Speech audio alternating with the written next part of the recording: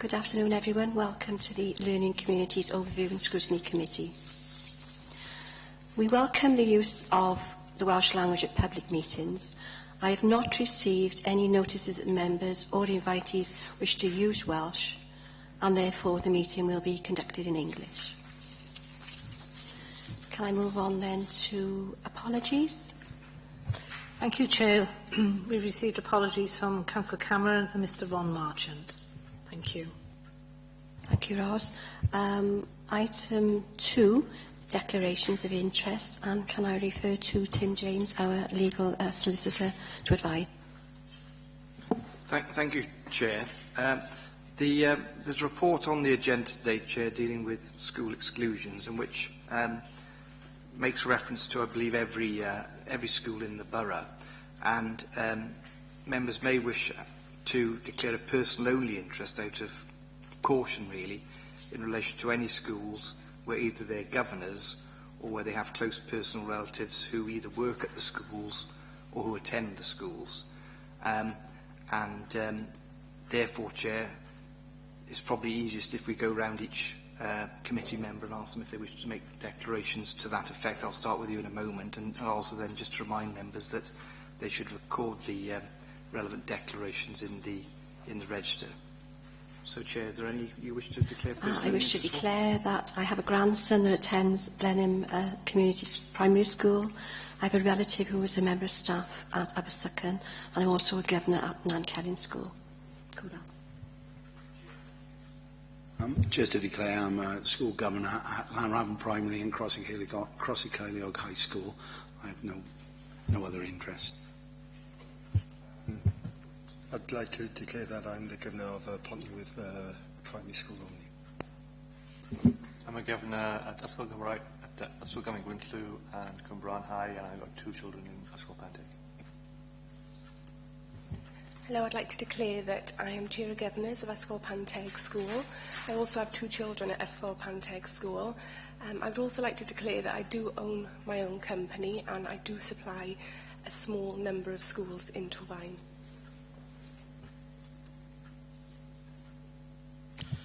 I'd like to declare that I'm a governor at Cwmbran High School. My wife is the Chair of Governors. I have 1 grandson in Coedivus Primary School, 2 grandchildren in Ysgol Gymraeg, 1 grandchild in St Albans. And I think that's it. I declare that I'm a governor of Crosscarn Primary, though I represent the Crosscarn Llanrafn Community Council on that governing body. Yes, I declare that I'm a governor of Our Lady of the Angels, where there are 2 children, members of the family, attending there. I'm employed by St Albans School, and I also have sibling members of the family that attend that school as well. I think that's about it. Have I covered everything there? Oh, and my nephew's the head teacher at Nancelyn School. Oh, and his wife works for the, who she work for? EAS, isn't it? Wherever. Yeah, that's it. She's changed her job. She works at Cwmbran High School now. Sorry about that. There we go. Thank you all, members, and I hope that wasn't too tiresome, but it's probably best out of an abundance of caution. Thank you. Okay, can I make an apology, actually? I should have welcomed, and I apologise, Lisa Bowen to her first meeting today, and Lisa is the Welsh parent representative. Welcome to the meeting. You know everybody? Or? Okay. On then to item 3, minutes of the previous meeting. The minutes are there. Start on page 3. Go through to page 7. Are there any comments? I mean, it is to do with the minutes, but I'm not sure whether I should be bringing it up here or when we look at the action sheets. If I mention it now, you can tell me where I best need to mention it. 6.1 on the minutes. I suggest a meeting to be arranged for the report on the EAS, the Welsh Audit Office. And just to say, really, it isn't on the action sheets, and perhaps I don't know. I think it maybe should be.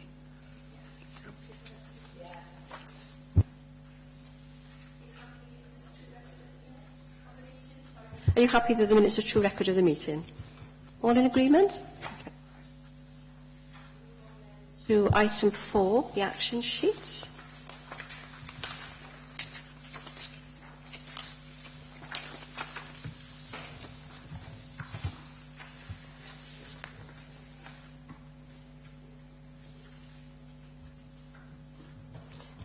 Chair, if I could just ask, as these are all ongoing, when will we be receiving any of these reports back? Please, Ros. Yes, Chair. They're ongoing because they've only added at the last meeting. I can give you an update on one of them, but I'm not sure about the rest. I need to get them from the Head of Education. Yeah. Okay. Okay. Just to sort of come in on the last two items, I mean, we will shortly be meeting, myself and the Chair, with Dermot to discuss what items, will be scrutinised in the year ahead. Obviously, there's two items there which you've requested, so they will be part of that discussion. On our sort of programme for the forthcoming year.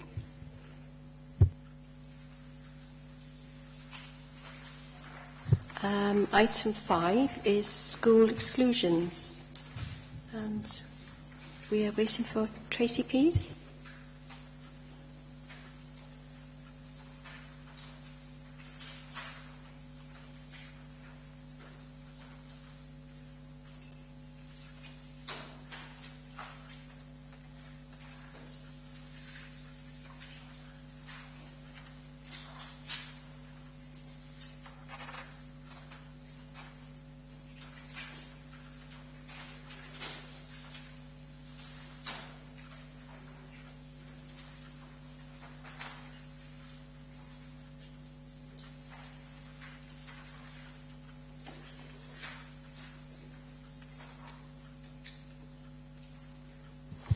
We welcome Tracy Peed, the Head of Pupil Support, to our meeting.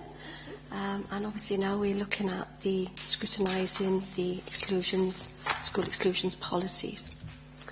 Would you like perhaps give us a brief overview, Tracy? Thank you. It was a fairly detailed report that I provided. I think the main thing to say is that we do recognise the good practice that exists in our schools, and all of our education establishments promote good behaviour and positive behaviour. The majority of our students work hard and are well behaved, and most schools successfully manage the behaviour of the majority of students. In the vast cases, poor behaviour involves low-level disruption, and actually incidents of serious misbehaviour, and especially acts of extreme violence, remain exceptionally rare, and they're carried out by a very small proportion of pupils. Quickly, any questions for Tracy? Councillor Karen, sorry. Right. Two issues that I've picked up from the report. One is the fact that there seems to be less LSAs around. And the other issue is that with the closure of schools to limit the number of empty classrooms, there seems to be now a lack of space in which to put disruptive pupils. Would you care to comment on those two issues? Yes.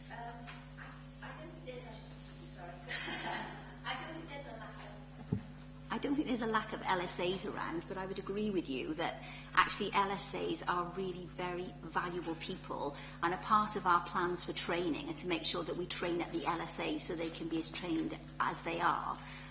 Part of the outreach work that's what we've done just recently is to bring together, there were two separate outreach services, one from the Prue and one from Crown Bridge, and we've put them together, and they are able to respond to concerns from schools around pupil behaviour, especially, very quickly. They have a meeting every Thursday, and then somebody will go out and scope the support offered to pupils very, very quickly. What we have found is that what we do need to do is to skill up the LSAs that are working with those pupils so that they can deal with the most challenging pupils. And if you read further on in the report when we were talking about opening the assessment centre at Maidie Primary School, that was a result of the ALN review. And it's a school-to-school group working together. And we've established that actually what we wanted was to have an assessment centre for our most challenging pupils so that we could intervene as early as we can. And part of that wraparound care is to enable those pupils to be within the assessment centre and to actually, their LSAs be skilled up so that they can support those pupils when they can come out.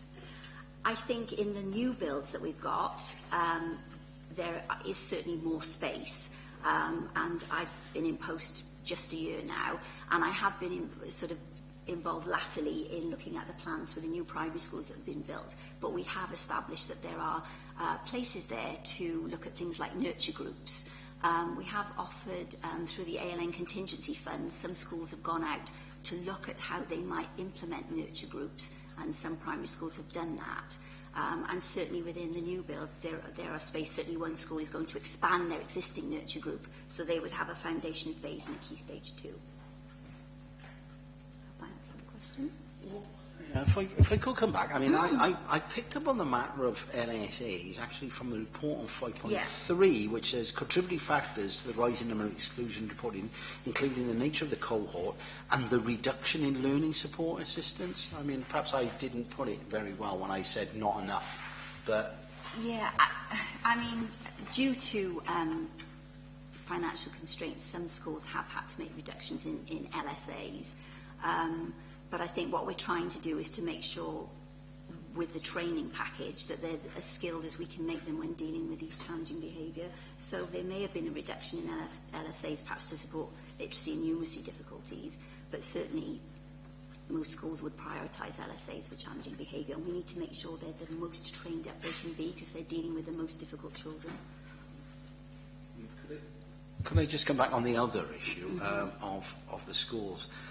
I mean, you made the point that in new builds, seems to be the space. I'm a governor at Llanrwst Primary School. There isn't any space. I mean, in fact, the school has just invested in a small building itself in order for the teachers to have a space to go in. So, you know, there are some schools where that reduction in schools in the area has resulted in some schools being absolutely ram-jam full. And I would accept that some of our primary schools are very full. But I certainly think that with the building of the new schools, we have created capacity within certain areas. And that, you know, we're sort of willing to talk to any schools how they can best sort of make provision for their young people if they find them challenging. And outreach are really, really good at doing that. That's been one of the best developments this year, is the bringing together of that sort of set of people who are very skilled, and actually we've come up with some really, really good and inventive individual curriculums for these pupils as well.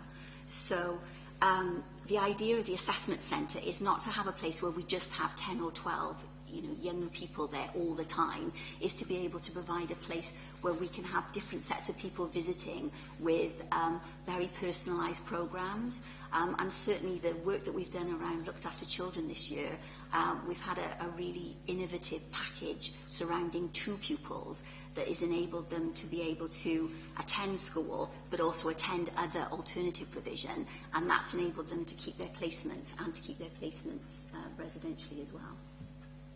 Can I just ask about the ALN contingency fund then? Yeah. Do schools know about this fund, how they can access it? Yes, yeah. They do?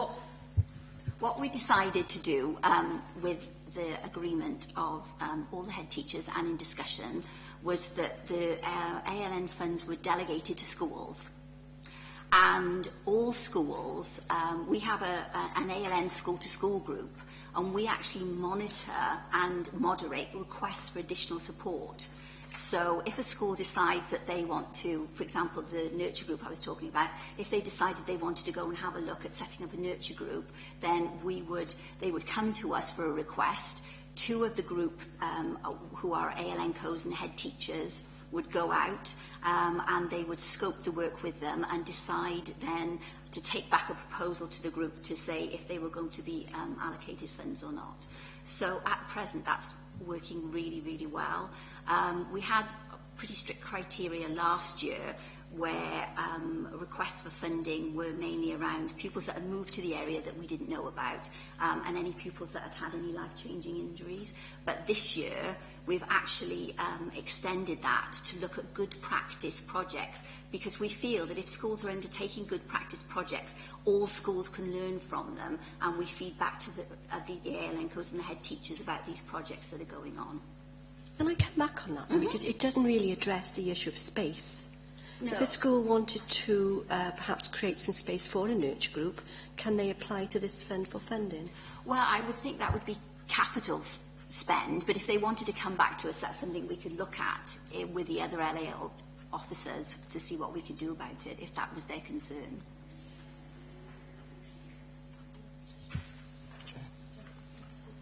I've got to find which one it is now. Many schools are forced to use supply teachers. Are you satisfied that these supply teachers are equipped to deal with our most challenging students?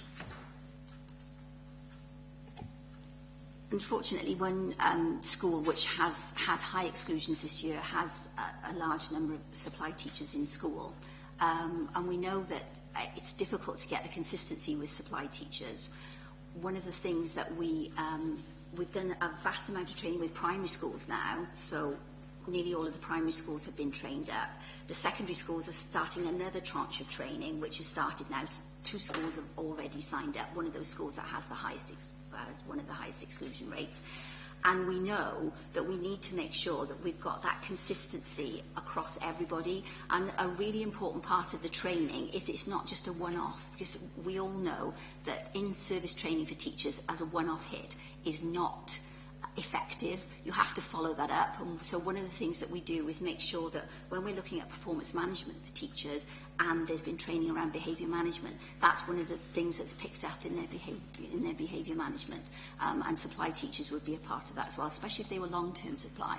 It's more difficult with short-term supply, but certainly schools would be expected to explain to supply teachers coming in the behaviour policy, and you would expect there to be sort of clear guidance in classrooms that they would be able to follow. Yeah, but it doesn't help when a teacher's got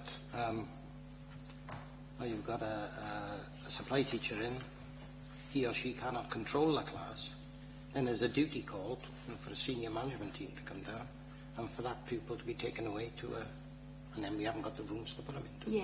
Yeah, and I know that is an issue, but I think schools, as far as they can, try to go with supply teachers that they know that will do the job. I mean, it's not always possible, but I know certainly schools strive hard to try and do that. But it's certainly, that is a part of the induction, if you like, of supply teachers, to make sure that there is that consistency across the school. Because the one things pupils will tell you is that they have no problem with consequences, but they do like to be treated fairly. They do like to know that in one classroom they'll be treated the same as in another classroom, and that having that consistency across school is really important. Sorry. Just going back to what you said there, so the start off for the training would be sort of an inset day, and then they sort of have to do, so the inset day is the vital, because that's the start off. Yeah. So coming back to that then, there's one school which sort of stands out as having lots of issues, and I've just noticed that on Appendix 6, where it says Primary Behaviour Training Package Progress Overview, the inset day is starting, is it for September? Yeah. While other schools are completed. So I really want to know, why is it taking so long, especially for this school, which would be ones I would have thought first? Why is it taking so long to get to this place? I suppose it's on a rolling programme for training, because it does behaviour specialist EP that actually does that training. So all of those packages of training take a while, so she puts them in tranches and goes through them. My question is, why wasn't the particular school we're talking about now prioritised? Because obviously it's one with the biggest problem. Yeah, absolutely. It's, I mean, if you looked and sort of drill down to those exclusions in that particular school, it's down to a particular cohort of young people that they've got at the moment, which are particularly challenging. They are booked in to do that training, but they had ESTIN, and there were sort of a series of reorganisation problems and things. So the head teacher said that she wanted to sort of get through ESTIN and then to look at the behaviour training. We've had conversations with her about it. At what level did those conversations take place? For example, did Chief Education Officer have conversations with the head around that? And myself. Do you know if the governing body knew about those conversations? No, I'm not sure.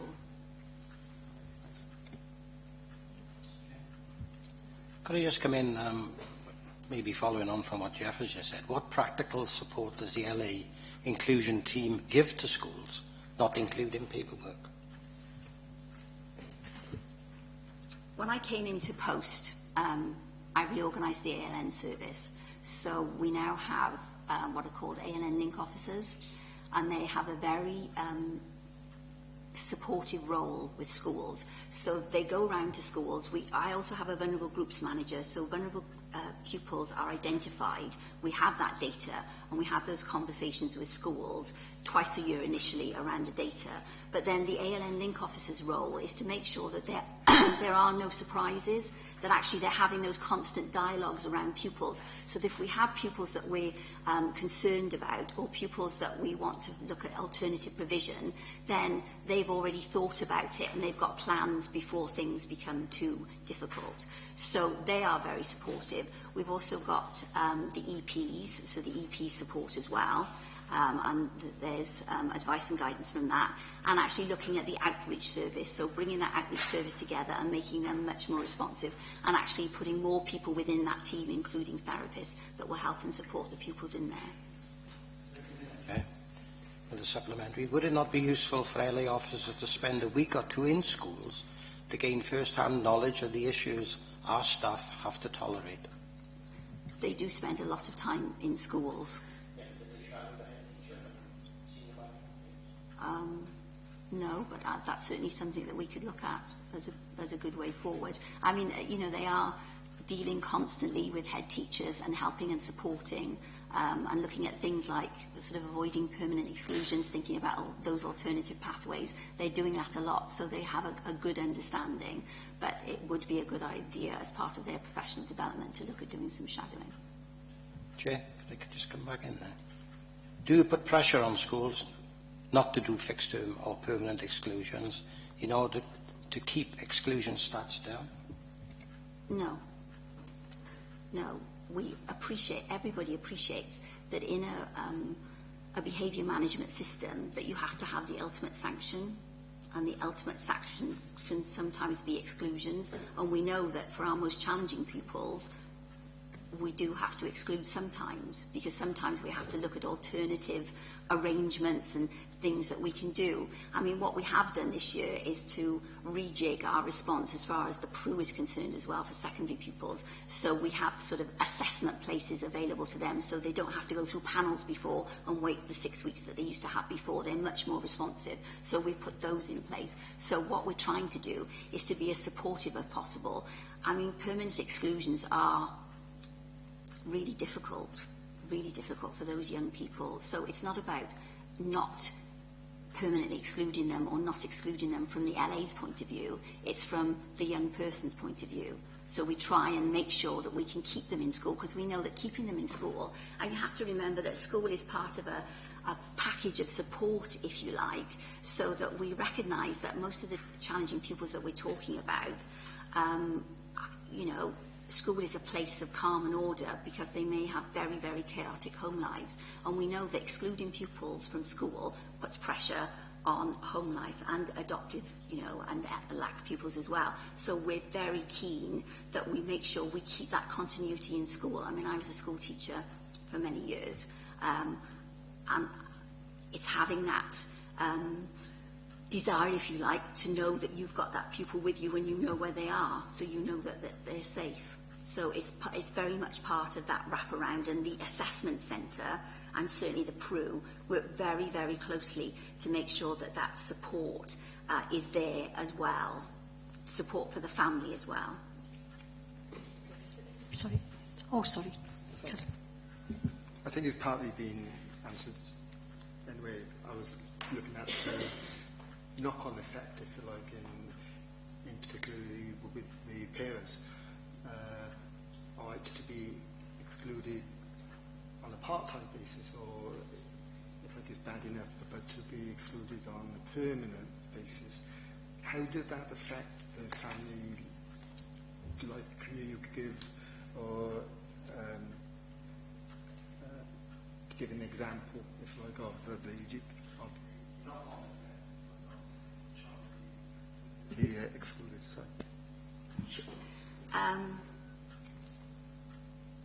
To be permanently excluded means that we don't abandon them, that they do end up in the PRU, and the PRU has a facility to support pupils who have been permanently excluded. But it is about trying to find that alternative curriculum and support those pupils as much as possible. And as I said, we've done some really innovative and individual programmes around alternative provision. For some young people who are permanently excluded, the ultimate is that we would have to find an out-of-county placement, an out-of-county specialist placement. That happens in very few cases, because we do fight not for that to happen, because we realise that home and in Torvine schools is where we want the majority of our pupils to be educated. But in some cases, we have had to send pupils out for therapeutic input that we don't actually have here or in this area. That is a very few cases. But actually, I'm thinking of the one young person that we had to send out. We're actually very happy with the placement he's in at the moment, but he went through 2 or 3 different placements before he got to the placement he was in now. And obviously his foster placement broke down, and he ended up in the residential care as well. So trying to match the residential care and the educational care together, you're right, it does place a strain, especially on foster carers and also on families.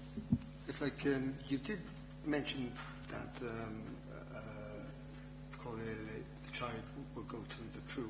In Appendix 2, if you like, could you just confirm, if you like, under the PRU it says, and this is page number 30,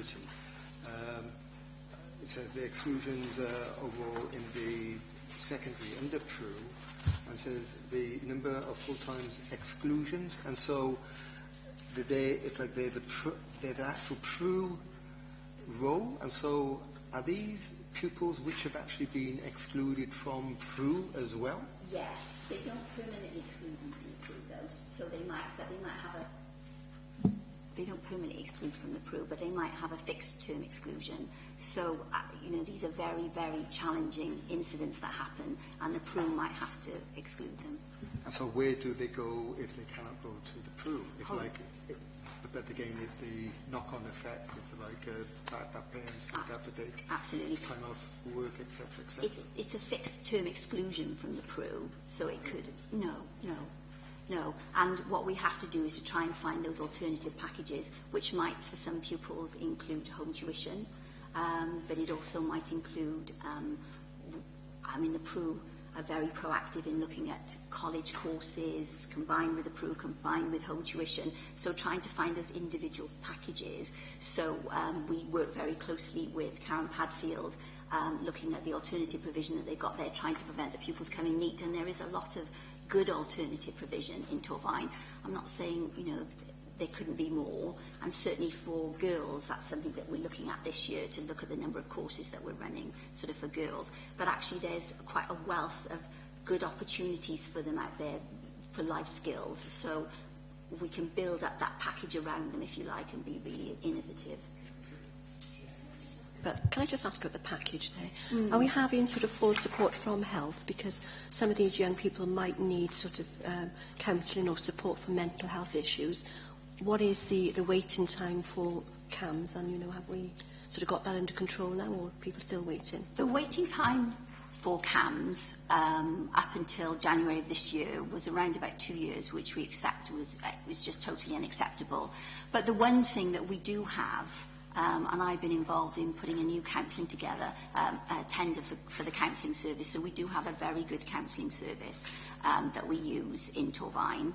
And also, CAMS have realised, and the Welsh Government have realised, that mental health issues is not acceptable.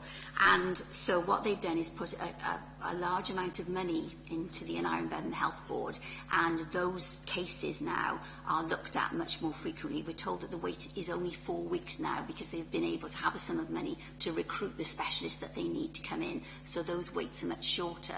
The other thing, I sit on a steering group with Aneurin Bevan Health Board. The other thing we're looking to do as well is that for some pupils, they can end up on 2 paths, if you like, so they can go down the mental health route or the neurological route.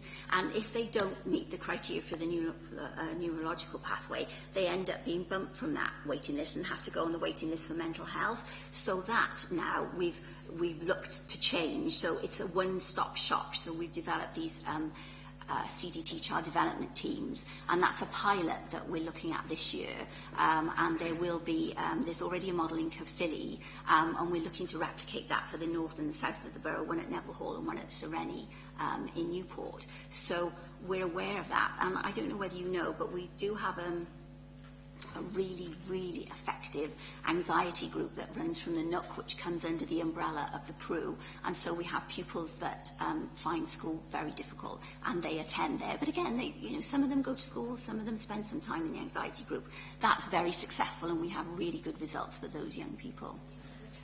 So schools now, if they've got a child that they need to refer, can be assured that it would be a matter of months before they're seen, and not 2 years. Absolutely, and that's because of that additional funding through the Welsh Government to the health board. And we are monitoring that, are we? Yeah, absolutely, and that's part of the group that I sit on. Okay. Can I bring Councillor Reesing? Sorry, I did interrupt. Just to go back to this particular school that delayed the introduction of extra support for inclusion because of nest inspection. Are there any other schools that are seem more reluctant to engage with increasing support for inclusion than others? Are there any schools in Torfaen that are not actually working as they should? No. There are certainly the two. We put a letter out just before half term saying that we were going to put a secondary package in place, because apparently there had been some secondary training, but that was a while ago. Then it was concentrated upon the primary schools, and now we're coming back to the secondary schools. And obviously, training is like painting the Forth Bridge. You have to keep coming back to do it, because you have to skill up people and you have to keep skilling them up. But you also have to be aware that people change, staff change, so new staff come in and they may have missed out. So that training programme sort of rolls on. But we sent the letters out before May half term. 2 schools have already signed up. One of those is the school with the highest exclusions at secondary, and the others will be sort of put in on a rolling programme. Just on the rolling programme, are we prioritising schools in the rolling programme? Well, we've got 6 secondary schools, so we know the schools that we want to prioritise and we want to get in there. I mean, there are. It's not just the training, there are particular sets of circumstances around schools. So one school has been working very closely with us to look at their internal, 2 schools actually, looking at their internal provision to see how effective their internal provision is, because they have they're not internal, they're sort of internal inclusion centres, if you like. So they're working with us to see how effective those are. So we've been working closely with them. So it's not just about the training, it's about the other work that's going on as well. And the one school is linked very closely with the PRU, so the PRU staff from their inclusion sort of centre have gone to the PRU to see how the PRU manage staff. So it's about trying to, it's really about trying to have a hubs, if you like. So we've got hubs around the PRU and hubs around Cranbridge that we brought together as the outreach team, but it's really about letting schools be able to see good practice and access good practice, as well as the training on top of that. So when PRU outreach go into a school, they are supporting the pupils, but they're also supporting the school to support the pupils. So it's about learning skills. So if, for example, we've had one young person who spent some time at Crown Bridge because the staff there have been skilled, but his LSA has gone with him to learn how to manage him back at the school setting. And that's the kind of model that we want to have at the assessment centre with our younger pupils, to be able to upskill staff and for them to be able to go back into school. Because we called it an assessment centre because we don't want children to go there and be stuck. Because then that means that we can't then sort of effectively manage the other pupils that we need to put in there. So it's that revolving door principle, that hub of expertise that we're trying to grow around the PRU, around Crown Bridge and around the assessment centre. Steve Bonin, sorry. Thank you, Chair. I hear what you were saying, but if you got one or two children or pupils that are excluded from the PRU, that's going to affect the free school meals data and the attendance data. Are you going to do anything to stop that being a school turned from maybe green into red? Are you going to take that into account? I'm going to choose my words very carefully. It's not down to me, a categorisation of schools, but one thing that we have said collectively as a SUC ALN group across this consortia, but also when I go to ADU inclusion meetings, that the categorisation system at present is around schools on the doors, if you like, and actually the value added, so where schools have a pupil and where they take a pupil is not really recognised, and we would dearly love, as people in ALN and thinking about pupil support, we would dearly love the Welsh Government to think about how that they can weave that into that categorisation system, because we know that there are schools who try incredibly hard and have incredibly good results with their pupils, but because they don't get their core subject indicator or their level 2 inclusive, it doesn't count. And so that, to me, and I'm passionate about that, I'm passionate about those schools who actually go the extra mile and are inclusive and keep their pupils in school as long as they possibly can. And it's about trying to steer the Welsh Government to let them think about their categorisation. Because you're right, you know, some schools would feel penalised, you know, and I know that my background in, I've taught for many years in Torfaen schools and taught in Newport schools, taught in special schools, and actually it's that value added that's really important and it doesn't get recognised. Can I just come back to the point you made there about the assessment centre and about the revolving door? And I'm just wondering, you know, there are some children that maybe they just can't cope with the mainstream. So they go into the assessment centre, they're sort of, you know, given support, sent back to their school, perhaps it doesn't work out, and are they sent again? At what point do we realise that maybe, you know, that child can't cope with mainstream, and that what other provision have we got? I do understand that there is sort of different provision in Newport and Caerphilly. So what are we looking at there when... Nurture groups look at 4 terms. So they look at 4 terms being the time of intervention for, if you like, to put in that intervention package to actually work with those pupils. So we would be expecting no longer than 4 terms within that assessment centre, because otherwise you're essentially bed blocking. And if that happened, then you've got a resource that, you know, you're not using, you're not utilising to best effect. So what we would be looking at is that, you're right, making decisions about where those pupils would need to go after that. We're all of us, all across the whole region, we talk as a region about the behaviour provision that we've got in this area, and we certainly as a consortia know that we need to think about how we're putting that together and how we're pulling that together. And that's definitely on our work plans to have a look at, because we know that, you know, that some pupils need that very specialist therapeutic input that perhaps we don't have here, and that, you know, even though we've got very skilled workers within outreach and we would be, if you like, supplementing that with the pupils that we put, with the staff that we put in the assessment centres. It's about knowing that for some pupils, that if you look at the, you know, our pyramid, at the very top of that pyramid, there are going to be some pupils that actually we have to meet their needs somewhere else.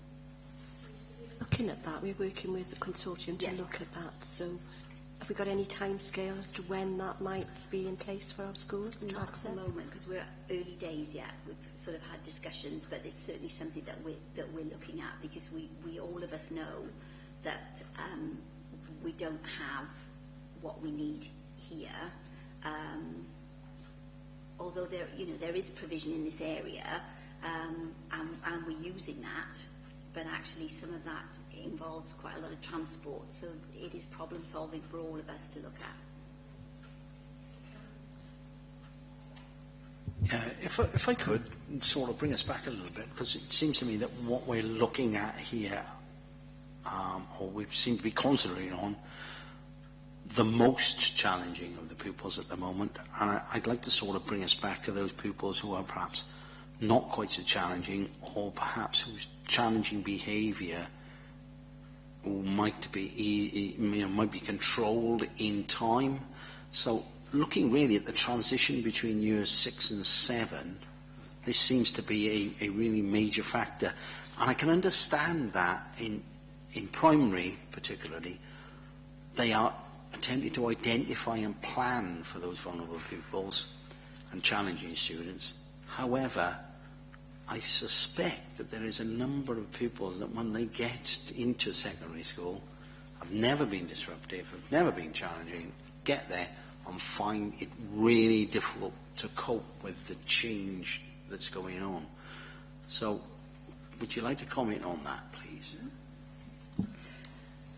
One of the things, or one of the initiatives that we have is this enhanced transition package that is managed by the senior educational psychologist for behaviour.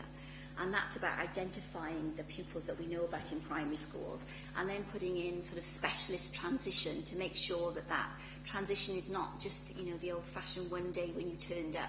It's much more about a programme and a dedicated programme to make sure that they get to know the school and they get involved in the school. And that's important, really important, and that has been successful. I was involved in it sort of latterly last year, and this is the first year I've been involved in it. And actually what we know is that we need to bring together some of the projects and initiatives out there to make sure that we're using the resources that are out there in the most effective way. And we've just done a questionnaire for teachers who've been involved to find out what lessons we can learn for next year to make it better. But you're right, some young people, find that transition very difficult. So I know that certainly schools in this area have looked to create more of a primary school environment, if you like, for those pupils coming in, going into year 7. This is something that's been done for quite a while. I was involved in it many years ago in Trefethin. It was something that we tried in Trefethin many years ago, and it was successful. And other secondary schools have found that research will tell you that it's successful. And some of our schools are beginning to talk about that and to think about that now as a sort of a really good way forward, if you like. It's sort of they would spend the bulk of their time, like they do in primary school, with one teacher, but they would have specialist subjects and go out for specialist teachers, and that has proved to be very successful, and it is something that is happening in Torvali now. Do you find that those pupils are more or less successful further up the school? Because obviously what I'm thinking about now is education attainment. I can see where it would be good for their challenging behaviour, and to stop that challenging behaviour is obviously going to give them, but then they are with one teacher and perhaps not getting the specialist teaching that will enhance their abilities later on. So is that working long term, or is it just a short term panacea, if you like? Certainly my experience with one particular school, not in this borough, and certainly when we looked at it in Trevethyn, which was a long time ago now. It was successful, and it continued to be successful. And it's about finding that balance between your sort of, not necessarily one teacher, sort of a group of teachers, but smaller teachers, you know, the bell's not ringing in the 35 minutes and changing. You know, it's sort of being having more of a home base, if you like, that they used to, but then being able to access their specialist teaching. And that has, research will say that has proved to be successful, and it was successful a long time ago in Trevethyn, and certainly for a school that I worked with in another place, it improved their attendance exclusions and their attainment levels. Can I ask one? Perhaps I should know the answer to this, but I don't. And it's on page 23, 7.7, and it says the LA has produced and disseminated a handbook for schools on meeting the needs of students whose behavioural difficulties might arise from attachment difficulties. Could you define what you mean by that? There's been a lot of research, and a lot of very recent research, about attachment. So particularly for those young people who suffer a loss, who are maybe adopted or fostered, looked after children. We know that a part of what happens to them is linked to attachment theory. So attachment theory is something that the educational psychologist does training on. We actually, as a consortia, are coming together to look at how we can roll out attachment theory sort of across the consortia for our teachers, so that teachers have an understanding, because it is important, but also we're running those courses for foster carers, prospective foster carers, and people who adopted, because it is important. It's not a phenomenon, it's not a sort of a flavour of the month. It is something that a lot of research has gone on, and a lot of people that we may think that their behavioural difficulties might be down to something else. Actually, it is down to this sort of attachment and being able to help and support them to see that and to go through that. So, am I correct in assuming this only applies to adopted, fostered, and looked after children? No. Because, no. But that's, I suppose, where our focus is on. But we know that actually for pupils in school, if teachers are skilled enough and recognise it, they can recognise, when attachment is an issue.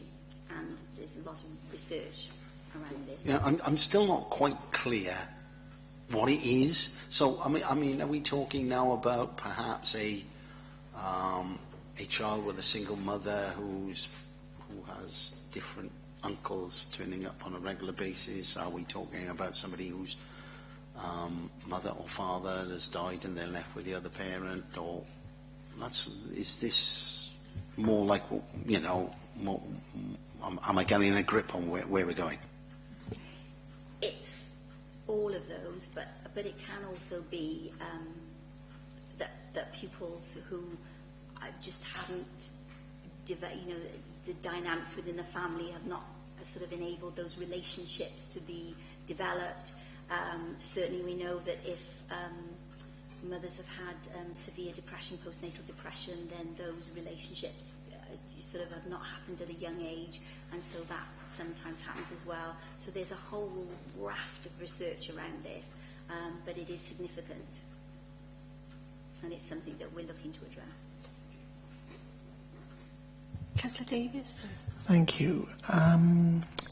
It's a bit of an old chestnut of mine, and many of the committee have heard me talk about it many times, and also in other committees. I'm also a member of the Healthier Scrutiny Committee, and that is the alignment of services. Because the thing is that there is so much happening. As you said, this is not just in isolation, but we also have things such as communities first, families first, family focus, flying start, etc., etc., etc. How much are all the different ones getting together, working together? The thing is that they all come under different organisations. Some are in some areas, some aren't. Some are universal. Some are based on grants. Some aren't. are we working together? We are trying very hard. And it's something that absolutely is on my agenda. So, looking at transition is a small step, but all those the ALN link officers that I talked to you about, their job is to make sure that we're all joined up. So if we're talking about a pupil, everybody who knows and is involved with that pupil has a part of the jigsaw that they bring. I sit on the Preventing Engagement Board, so I'm trying to sort of make sure that education can influence what's going on, and we do try to be joined up. I don't know whether you've seen, when I came into post, I did a new ALN policy, but we also did a new ALN link handbook. So within that link handbook for an ALN co, it's sort of, if you like, their one-stop shop where they can go for all their referral forms and their contact details. And I know that Families First, we sort of work together to try and make sure that those details are within the link handbook, and they're going to use or come to us over the summer with details and information that will go into our link handbook, so we can try to sort of make sure that we are working together. There is another around, you've heard of Margie meetings and Ronnie's for pupils who are NEET. Well, we're trying to sort of bring that together. Certainly when I was in another place, we had a meeting which was called Team Around the Cluster, where pupils were referred in, not to a panel, but to head teachers and primary head teachers and to all the agencies. And it was effective in bringing that together, and that's something that we're looking to do in Torfaen, and we're very far down the track of that, because I am absolutely convinced that we do need to be joined up, because there are lots of bits and pieces out there, and we need to pull them together and make sure that our young people get the best chance, and that's by everybody being around the table and having that piece of the jigsaw. So the ALN link officers have been really, really crucial in that role, but there is work to do, and I'll keep on trying to do it. Just to go a little bit from there, is that of course when we had our recent chat with head teachers, one of the issues that particularly the primary heads found is that they were suddenly receiving children at 3, and basically they had to teach these children how to live, because they couldn't speak, still in nappies, etc. And it's, I suppose, and the thing is that they are concerned that there hasn't been enough put in beforehand, and that basically that they are having to do the work which other people should be doing.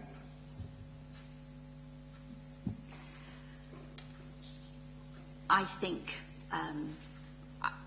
we definitely know that the early years is really important, and that's why Flying Start exists, so that we know that it doesn't cover all areas.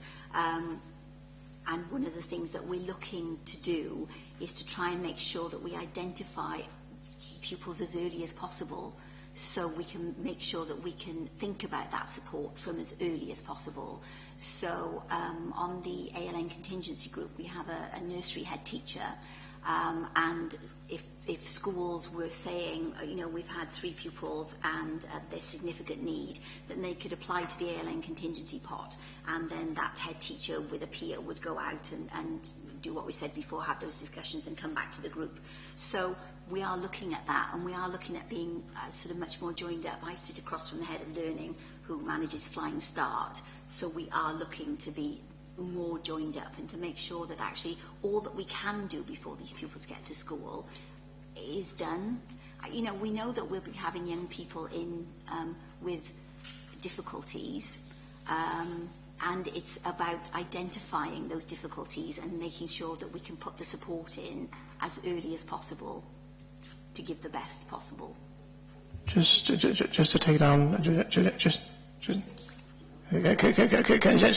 ask one.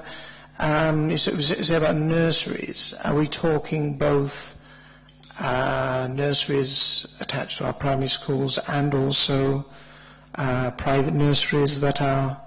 Because the thing is that we in the in the healthier scrutiny, we've looked at the relationship between the private nurseries and the borough, particularly on this matter of early intervention, and there's still it's still not completely they're still not completely sure about what the way forward is supposed to be for the nurseries themselves on early intervention. We're very lucky because we have an early years educational psychologist specialist, and much as the enhanced transition we're talking about that goes from year 6 to year 7, she has her processes and her discussions with Flying Start and with all of the nurseries. So if a pupil is made aware to her, then she'll go out and think about a plan and do an intervention package, if you like, if they were in a private nursery or if they were in a nursery in a school. So that is a really, really important part of the work, and she liaises very closely with Flying Start. And we're going to start to work much more closely because Flying Start have got 3 officers identified as supporting vulnerable groups. So we need to, and we started to make those links with them to make sure that we're joined up. So again, it's about having those meetings and getting everybody around the table so everybody's got that piece of the jigsaw that we can make sure that we've got all the information that we can and that schools are ready and know before the pupils get there. Mr. Seaborn, sorry. Thank you, Chair. On page 35, your graph accumulated secondary schools total exclusion. How can you compare an existing school who has history with a newly amalgamated school with coming up 12 months history? What criteria and background have you used? Obviously, we know the context, and that's why we have been working closely with the school, and we understand, and you know, the ALN Link officer has been doing lots of work, and we do understand the context of the school, and contexts change. I mean, the other school here that's high, you know, on this graph is identified as well. You know, there is a new head teacher in there and temporary staff. So we do understand that there are particular times, and it can be particular cohorts of pupils as well. So, you know, things change, and this is not, it's not an exact science. It really isn't, because cohorts of pupils do change. So it's really about us, as far as the looking at the data is concerned, it's not so much the story of the data, it's the story of what's going on behind it to actually help and support the schools. That's the really important bit. Councillor Karen, sorry. This came out of the question, in my mind, from the question that Nigel asked about coordinating the services, you know, so that Flying Start and social services and whatever can get an involvement. Yet looking at this, there's a graph on page 33, the cumulative primary school inclusions, that's only September to January, so it's basically a little more than one term. There's about 62 exclusions there, and there's 15 schools that have excluded, so they must be a significant number. And then you look at the graph on page 35, and you've got probably, I would say, close on 380 to 400 total exclusions. Now, I realise that they aren't pupils. I realise that they are days. But it does, I begin to wonder whether or not we can cope with this sort of... I mean, we are the smallest borough in Wales. And, you know, this is a huge... This is in a few months, really, in well, probably 2 terms on the secondary schools, and 1 term. So divide the secondary school in half. You've got 200 there and 60 there. You've got a huge number of pupils here who have been excluded. As I say, it's nowhere near 200. But there probably must be 60 to 80 different pupils who have been excluded in that, in 1 term. So if you look at it from the primary point of view, so this year, 51 students have been excluded. That's 0.8% of the school population. So that puts it in a bit more context, I think.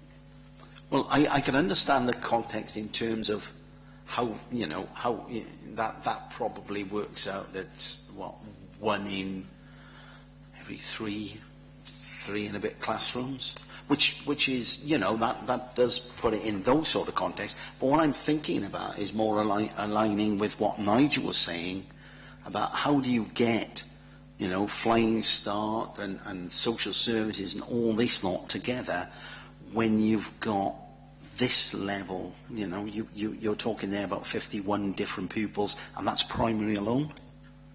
And if you dig down to the data, you'll find that a lot of these pupils, if you think about your pyramid, if you like, a lot of these pupils are sort of at the top of the pyramid. So a lot of these exclusions are multiple exclusions for a particular set of pupils. So we know who those pupils are. We know that they've got the most challenging behaviour, and that's why we're trying to be innovative and think about those alternative curriculum and those packages that we can have to actually make sure that, if you like, things are working. I was doing a piece of work before I came over here, and because of one school had looked at their internal exclusions, and they looked at their internal exclusion unit, or base, if you like, that 3 pupils who had been consistently excluded over the autumn term, because of the work that's been gone on over the spring term with these particular pupils, and because they'd reviewed their internal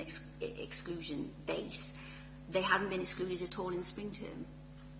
So the data is it's a very blunt instrument, because there are stories behind all these young people, and I think that's the important thing to remember, that actually, as we said, for any positive behaviour management system, you have to have your rewards, and the vast majority of our pupils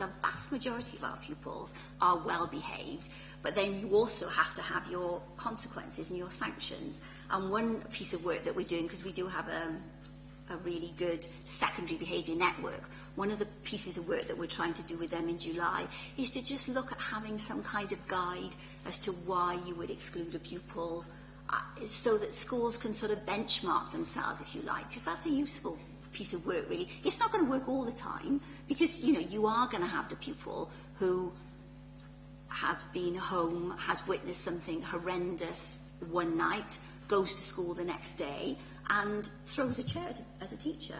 That is going to happen. So all of this data, if you like, as I said, it's about the story behind it. That's really, really important. So we know that for some of these pupils, schools are trying very, very hard not to exclude them. Really, really hard. Really hard. I think that there's getting that balance, though, if you like, at the end of the day, in regarding the heads talk. It's like there was a certain amount of frustration. In fact, there was a couple who said, some cannot be accommodated, full stop. And this is at the primary level. But then at the secondary level, you had a pupil who basically set fire to blazers on a couple of occasions, like hairs, etc., and was given the opportunity to put right. So I'm just wondering. Yeah. Make sure that we anonymise. Yeah, but at the end of the day, it's like part of me is saying we've got a head teacher there to do their job, and yet they've got an awful lot of pressure on them to keep the actual the pupils in school. But if you look at each of the communities, even the different communities are different as well, and the way that they operate. So for me, it's a case of I don't think we can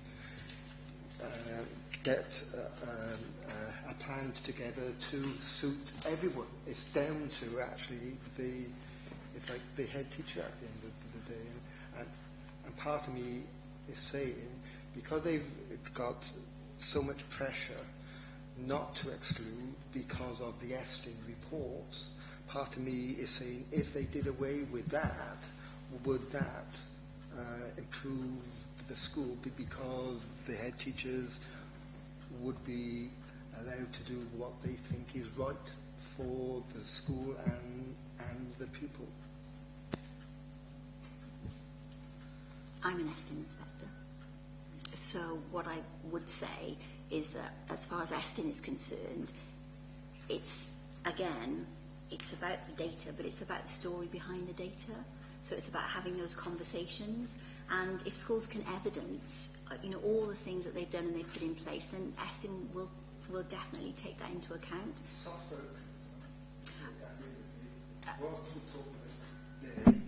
If again they are crucial, it's basically the soft outcomes. And in reality, this here is all about hard outcomes. Yeah. If you look at, it's all about targets. It's all about getting the best for the, if like the pupil. For me, it's a case of you can't necessarily educate everyone at that particular time, if like. But if like from what I'm gathering, speaking to the heads as well, there's not an alternative, if you like, apart from the PRU. But then again, it's got that stigma as well, and so if you look at, and I know I'm beginning to waffle here, but I think it's important. It's like if you look at the secondary school, at the end of the secondary school life, some people have had enough of education, and then they go back into the work, and then they come back to education, if you like.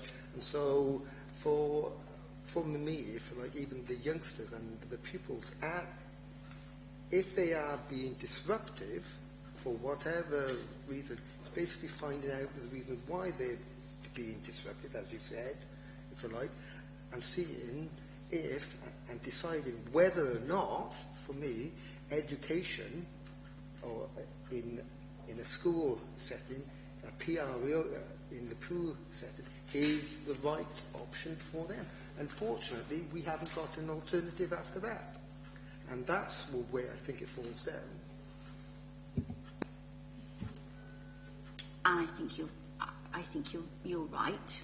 And the 14 to 19 pathways was supposed to address that in some way.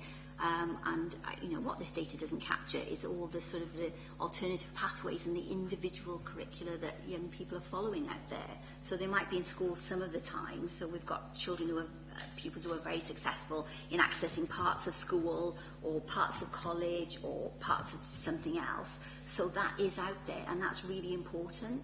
So you're absolutely right. And it still is about qualifications, because I sit on the management board for the PRU, and I manage head of the PRU. That's a hard option.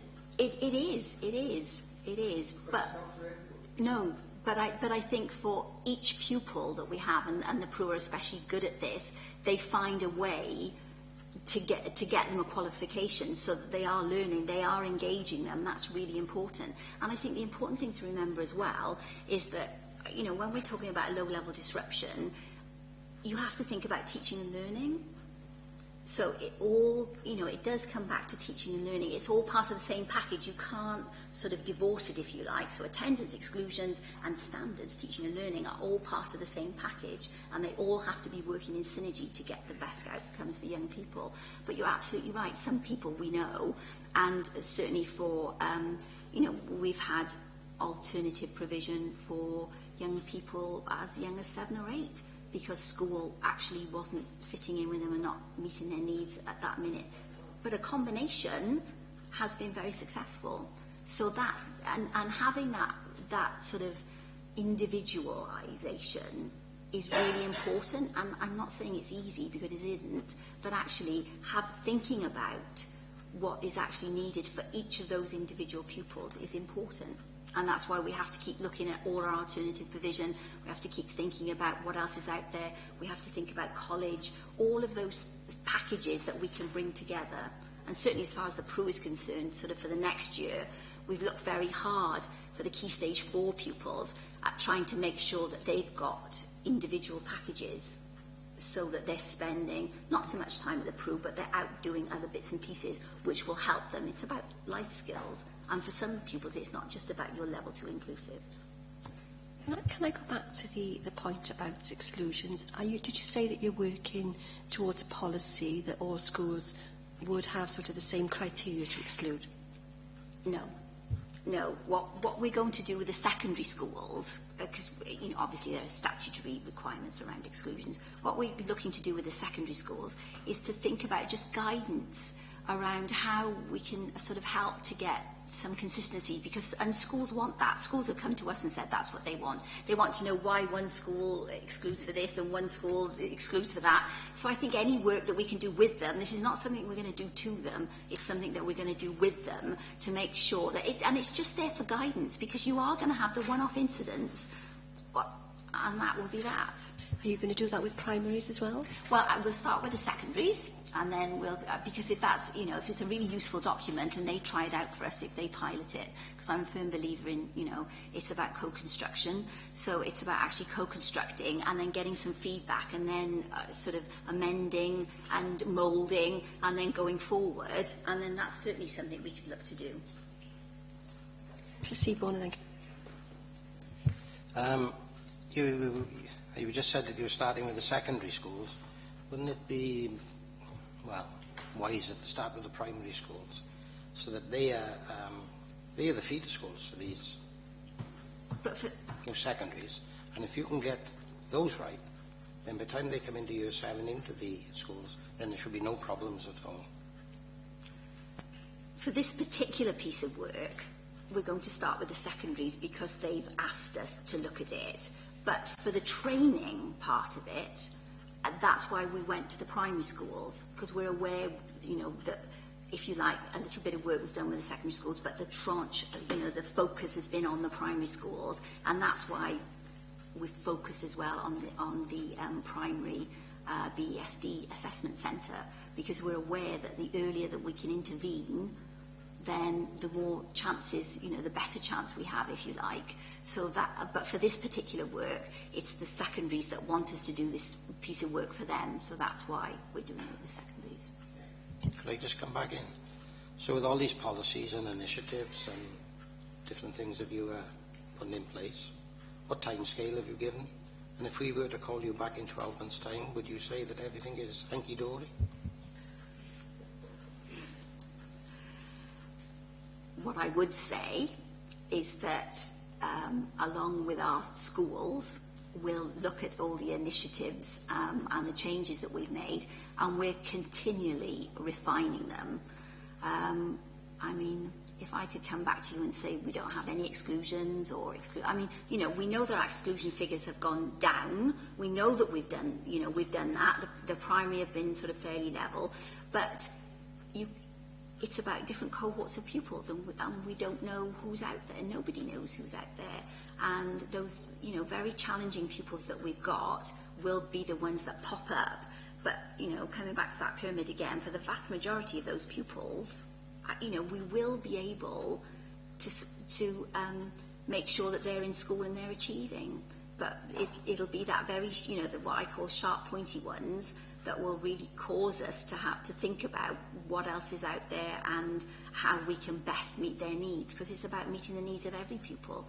And, as I said, for some pupils, we know that the vast majority of the young people who are excluded are on the code of practice, so they've been recognised as, needing intervention and support, but there will always be the one-off that nobody knows about. So this is a constant battle, and we're not on our own doing this. This is something that everybody is looking at. Sorry. Councillor Cameron. What would you like to see partnership organisations or third sector organisations or anybody else, how would you like them to work with you to make your job easier and the outcomes for our children better? I think we're some of the way there, but I would like us to be able to plan together. So I would like, to be able to have that, and it sort of starts off with collecting evidence. But I would like to collect the evidence to actually look to think, what alternative provision do we need? Where do we need to go next? I think it's about having that that dialogue together about what we need to solve problems. One of the things I said has popped up is that as far as the alternative provision is concerned, that except for health and beauty, there's not a lot of offer there for young ladies, for girls. So we need to look at that. That's something we definitely need to address, and that's something we're talking about. And I think it's about having that dialogue about what works, and also be able to sit down with them and to evaluate what, all those other provisions that are out there, what's happened, and find out the ones that are successful. And to make sure that we can prime those if they are successful, and we can have we can be quite forensic about what carries on and what doesn't. And I think that's about building a dialogue. And can you name any of those partners or organisations that you're talking about? Yeah. So, Families First and Prevent Engagement. I mean, we are working closely together. Flying Start, it's about making those links and making sure that we are bringing things together. It's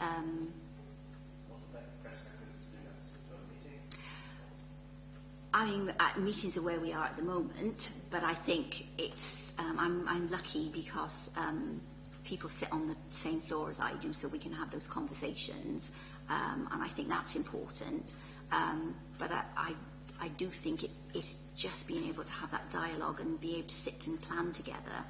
I've been sort of saying, as far as Prevent, Families First, etc., we've got really good data in schools that they could share and help. What I'm asking is, do you need to set up a working group, or what do you need to do to get going? I think we've got a working group. So we've got, I attend the Prevent and Engagement. We're looking at the enhanced transition package together now. We're looking towards sort of Flying Start and building the links there. So I think we've got that coming, but there's work to do. Karen, sorry. Yeah, unfortunately, I wasn't able to make the focus group that was here yesterday, talking to various head teachers. But I've read the information that's come out of it, and one of the things that sort of is the general points made at the end. A high proportion of children coming from chaotic families where parenting is poor. Greater health visitor presence and intervention. Low value placed on education with children at nursery and reception level, and these behaviours then continue throughout the child's time in school. And school is attempting to get education welfare services to focus more on reception when they feel there is a greater, more long-lasting impact.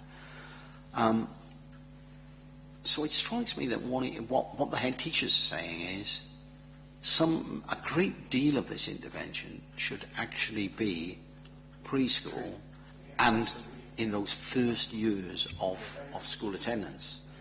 A lot of what you've spoken about are interventions maybe in secondaries.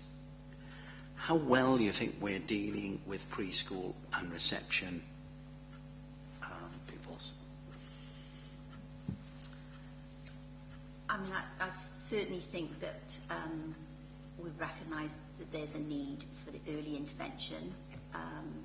Having the assessment centre, I think, will help with those very challenging young people at a very young age, because we can put those interventions in then when that's really important. I think that certainly looking at early years indicators, that's important as well, and making sure that we get people around the table and we are talking, we are putting interventions in. One of the things I noticed was that when I came into post, that we had young people who were accessing Flying Start, but then 14% of them weren't actually making it from the Flying Start provision into nursery. So my admissions officer is actually going and doing coffee mornings with the Flying Start people to make sure that we capture those people, because we've given the intervention around Flying Start, and then we miss out on nursery, and we can't afford to be doing that. So that's something that we've looked to do. So we've got those initiatives where we're trying to capture young people, because that's important. And, that's a piece of work I'm also doing with the early years educational psychologist, to look at how we can make sure that we don't let any of our young people slip through the net, that we make sure we're identifying those young people. And I know that, I also manage the Education Welfare Service, and I know that we are absolutely making, we're thinking about attendance levels at nursery, although it's not statutory, because we want to instill those really good habits. So that is a piece of work. I've got one of my she's done a piece of work around that, so that we can actually sort of focus, if you like, with a strategy, with a plan, with a project, to look at how we can think about engaging those parents at the very early years about how important attendance is, so that we can carry that through, because that's important. So how do we then engage with, and I'm not really talking about Flying Start, because I think what I'm talking about here is other services like social services and, if necessary, local GPs, in order to capture that preschool, because it's very difficult for us as a education authority, if you like, to grab that preschool area. How easily and well do you think we engage with those services who are actually preschool, where there are not so much problems with the children at that stage, but problems with the parents? I think we have very good links with social care, and I think, especially the ALN link officers, when schools are coming to them with these challenging pupils, they're making sure that they've got all the information that they can, and that includes, working with social care as well, to making sure families first, to making sure that all those sort of parts of the jigsaw are there. That's really, really important.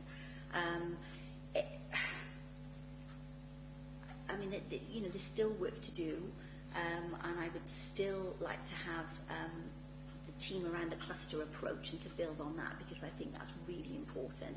And having been involved in it in another place, I know that it did actually bring those multi-agency meetings together, so you're not having those separate conversations, you're having the one conversation. You come up with a key worker, and that key worker then has to report what's happened and what's gone on. So, there are still links to make as far as communication is concerned, but you're right, early years is really important. And I have to say that the early years EP does work really hard with all of the provision that's out there, to make sure that we don't miss any pupils, that we actually find out as much information as we can, and we're thinking about what support packages we need, and that includes thinking about special schools, SNRBs, whatever we need. Say on that, we've got early years on our basket of items to be scrutinised in the very near future, so hopefully it'll be in the next tranche. Councillor Kemp, and I think if there aren't any other questions, I think we'll start to wind up the debate. I think we've given Tracy a real grip. Because this is just for information I'm after. In regarding the assessment centre, we've received reports saying that it was due to be completed in April. Really, is it up and running at the moment? But basically, how many referrals have gone in? And in regarding the report to set it up, it's costing in excess of £150,000. Do we know how much, if you like, the running cost is going to be on a year-to-year basis, and basically how long do we anticipate the assessment centre running for? It's the tendering process took a longer time, because actually what we're doing is converting a part of a school. Before I came into post, head teachers were asked if anybody would be host to this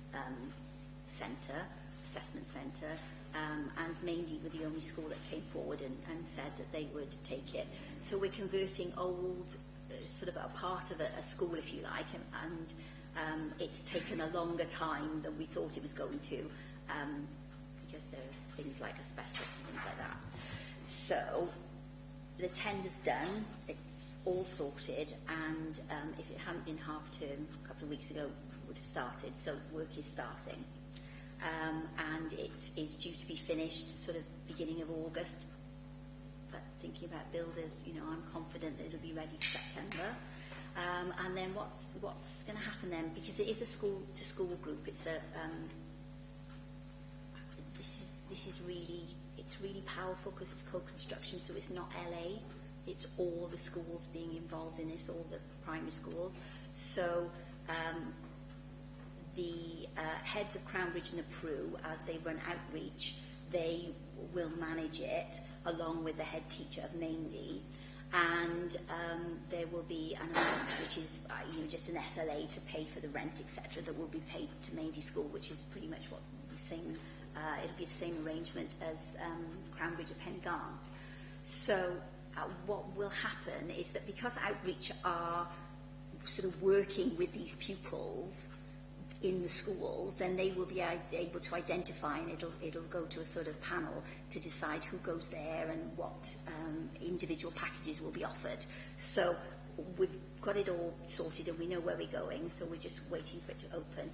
We have had a sort of a trial, if you like, because we did, as a part of the enhanced transition, we did, we have a setting where we've actually set it up with some pupils who were on modified days, and we're sort of trying to think about their pathways. So we've done that with the help of the Play Service, and we very much want to make sure that Play Service, outreach, Families First are all involved in this centre, this hub that I was talking about. So it's going to be operational. Could we say it's going to be there in 3 years' time, 4 years' time? I think it'll be there as long as we need it. I mean, I think it'll be there for as long as it's successful. I mean, ultimately it'd be lovely to think that actually, over time we solve all the problems and that we don't need it. But I think having that very early intervention is really, really important. And I think it's an invest to save, because I think if we actually can put that intervention in and we can think about what those young people need, and we can wrap around that care, which includes schools, it includes skilling up the teachers and the learning support assistants. It includes families and working with families. I think all of that should be of benefit. Lisa Lynn, thank you. Talking about preschool, you mentioned a lot about Flying Start areas. What about those areas that are not Flying Start? Obviously things can happen to those families and those children. I mean, at the moment it's great that you can liaise with Flying Start and you can know the problems, and then when they go into nurseries, help them. Instead of waiting until the non-Flying Start children go to nursery and the staff pick it up, what ways or mechanisms do you have in place to maybe find out before they start? We have really strong links. The early years education psychologist has really strong links with the health visitors, and she runs essentially a panel. So people can come and bring young people of concern. So that's from everywhere, from Flying Start areas, from private provision. They can come and talk about the pupils that are causing them concern, and then we can think about sort of putting those that support in that we need and identifying. So some pupils, at a very young age, will be identified for places within Cranbridge, for example. So that is already in place. But we're hoping to build on that, sort of by bringing more of that together with what's going on with Flying Start, so that is a work in progress at the moment. I think we've exhausted all our questions. Can I thank you very much, Tracy, for coming along this afternoon? And we really had a really good debate and really giving you a grilling, so well done. Thanks. Thank you very much. Thank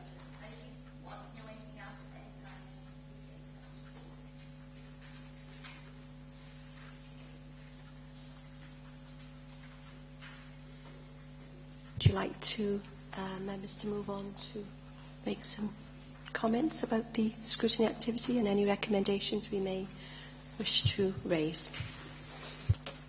Tom, have you made some notes of the... Well, I have one. I was concerned. I mean, given that we got from the discussions yesterday with the head teachers that generally it's about 70-30 disruptive pupils, boys to girls, so there's only 30% are girls. However, I was concerned to hear that we are having difficulties finding out-of-school provision for girls, and would recommend that perhaps we engage with someone to try and find that for us. Anything else?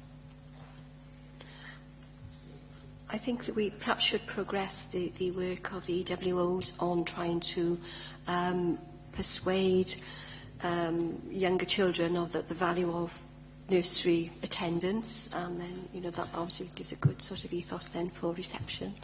I don't know how we can do that. I think that's something that we should look at. And well, as you said, that was one of the things which definitely came out from our discussion with the primary heads, was they said that some people almost looked at nursery and even to a degree reception as optional.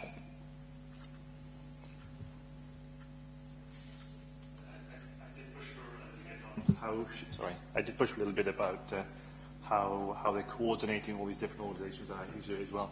I felt that there was informal arrangements, but it didn't seem very formalised to me.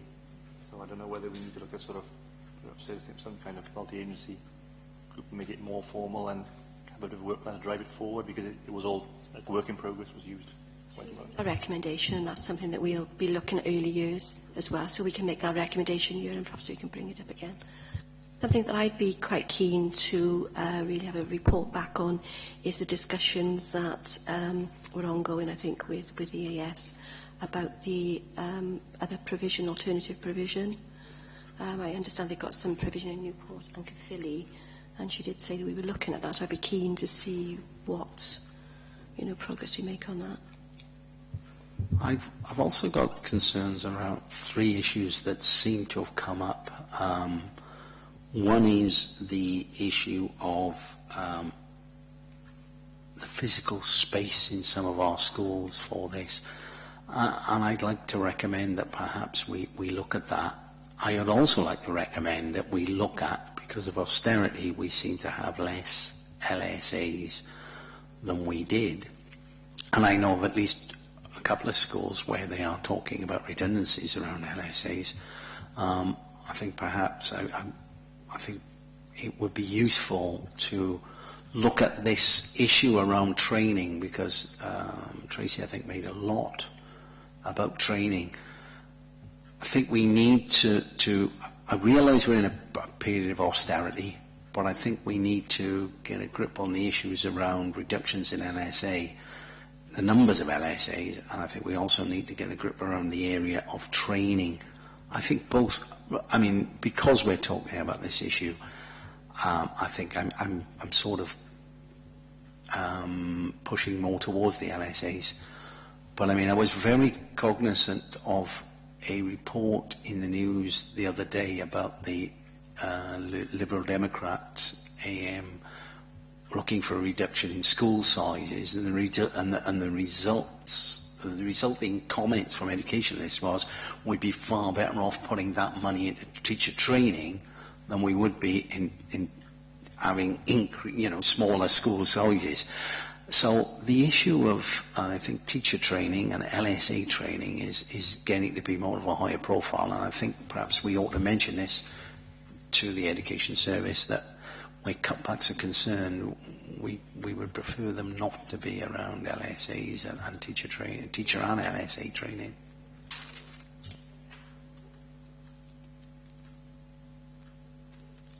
Point that I just would like us perhaps to keep a sort of a monitor on is the CAMS service and the counselling service, to make sure that there's been a sort of obviously money put into that service, but we need to make sure that that is, you know, the progress there continues, because, and that schools feedback when they have, hold-ups really. Yeah, I think it is pleasant to see the focus now becoming more prevalent on mental health, because it is beginning to be a bit of an issue in some of our schools.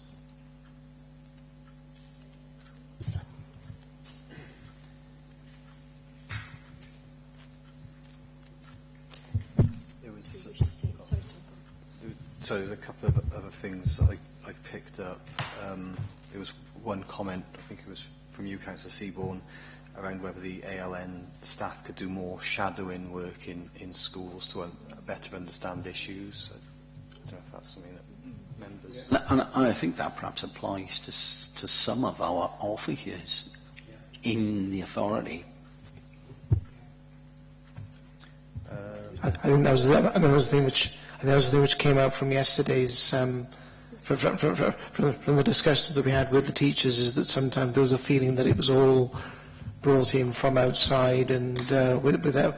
But they didn't realise that they felt that they didn't realise what was happening, what they had to deal with day to day. Any other comments? Just one more, I think, around. I know that Tracy said they were doing it anyway, but around this sort of flexible guidance around consistency for when and when not to exclude. And times. Because it does said in the report that one school is excluding for longer periods of the same offences, so we think we need to look at that as well. I believe if, like, compared to a couple of years ago, where the heads of the schools were very much in silos, what came across yesterday is that the heads are talking to one another, and knowing that they have family groups as well. I think it might be advantageous if they look at their family groups, if like, and basically continue the dialogue with the family groups as well, and not necessarily just the school just down the road. So.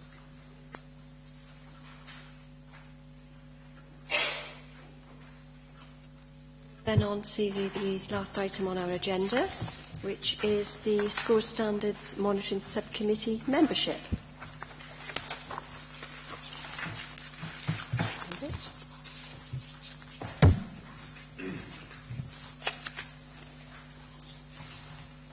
Okay, if you have the report in front of you, are you happy to accept the membership? Sorry. So I don't really have a issue with the membership as it currently stands. I'm just thinking, in a year's time, some of us might not be here, and I'm just thinking in terms of continuity, would it be worth looking at the co-op T representatives? Because I know one of them, but the other one I'm not so sure what their future is. So I don't know whether we need to look at that. Perhaps a refresh on the co-op Ts. And then that would sort of, I'm assuming the copies would continue on. Yeah. No, but the co-op Ts would continue on the committee. Yeah. And also, if you like, if you have a look at who's currently on, as in the numbers in regarding the report itself, if like there's three different recommendation in regarding the numbers. On page 47 it says 6 is recommended to include 1 co-opted member, and that's a recommendation. Then on 48 it then goes down to the chair and 4 members plus 1 co-optee. An actual committee as it stands, there's 2 co-optees. I'm not sure if one's a deputy or what, or a stand-in or what, but and there's 1, 2, 3, 4, 5 members. Yeah, I believe the way it works is the one represents when it's a secondary school, and then the other represents when it's a primary school being considered. Right. So they don't both attend at the same time. I believe that's how it works. Yeah, we've got the expertise of the both co-optees there. Is that bit of information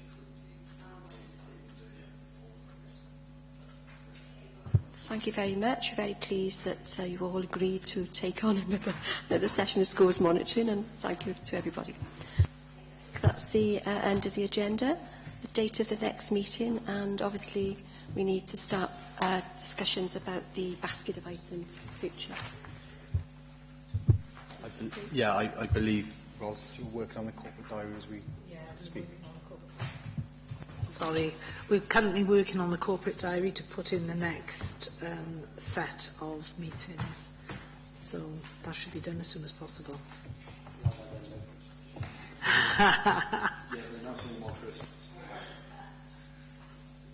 And I think Tom and myself are going to meet with the education officers to draw up, we've already got early years down to be scrutinised, but to draw up some topics, and then we'll come back to you then for you to prioritise the order in which you wish them to be debated and scrutinised.